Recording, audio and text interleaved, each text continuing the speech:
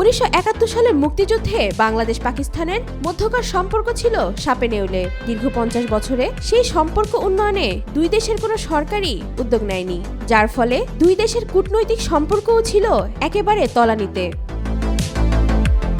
24শে জুলাই বিপ্লবের পর একদিকে ভারতের সাথে সম্পর্কের অবনতি হয়, অন্যদিকে চিরশত্রু পাকিস্তানের সাথে সম্পর্কের নতুন ডানা মেলে। ইতোমধ্যে বাংলাদেশের বন্দরে পাকিস্তানের জাহাজ এসেছে, দিয়েছে পেঁয়াজ এবং চিনি।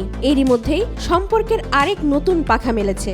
পাকিস্তানে নিযুক্ত বাংলাদেশের হাই কমিশনার দেশটির পেশোয়ারে এক সাংবাদিক সম্মেলন ডেকেছেন। সেখানে তিনি সাংবাদিকদের জানিয়েছেন, দুদেশের দ্বিপাক্ষিক সম্পর্ক আরও গভীরে নিতে সরাসরি বিমান চালু করা হবে।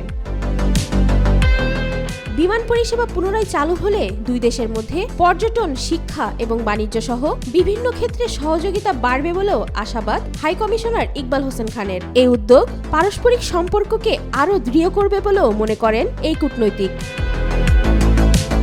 চট্টগ্রাম ও করাচির মধ্যে সংযোগ স্থাপনের জন্য বিদ্যমান শিপিং রুটের কথা উল্লেখ করে তিনি জানান, এটি বাণিজ্য প্রসার ঘটাতে গুরুত্বপূর্ণ ভূমিকা পালন করছে। বাংলাদেশি পণ্যের বিষয়টি উল্লেখ করে বাংলাদেশের এই হাই কমিশনার বলেন, পাকিস্তানে বাংলাদেশি পণ্যের চাহিদা বাড়ছে। এ বিষয়ে উভয় দেশের বাণিজ্য বৃদ্ধির সুযোগ রয়েছে।